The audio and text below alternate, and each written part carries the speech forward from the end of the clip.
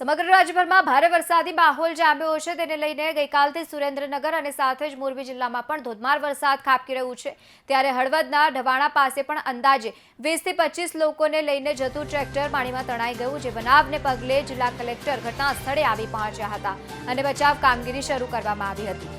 આ અંગેની જાણકારી મેળવવાની સાથે જ હળવદ તાલુકાના ઢવાણા ગામ પાસે એક ટ્રેક્ટર જ્યારે બોકડાના પાણીના વહેણમાં તણાયું ત્યારે જે ડ્રાઈવર હતું તેના જણાવ્યા અનુસાર ટ્રેક્ટરમાં અંદાજે 25 થી વધુ લોકો સવાર હતા તો હાલ ફાયરની ટીમ દ્વારા અહીં શોધખોળ હાથ ધરવામાં આવી છે તો બીજી તરફ એનડીઆરએફની ટીમ પણ ત્યાં આવી પહોંચી છે અને બચાવ કામગીરી કરવામાં આવી છે। આ દરમિયાન જિલ્લા કલેક્ટર કેવી ઝવેરી પણ ઘટના સ્થળે આવી પહોંચ્યા હતા।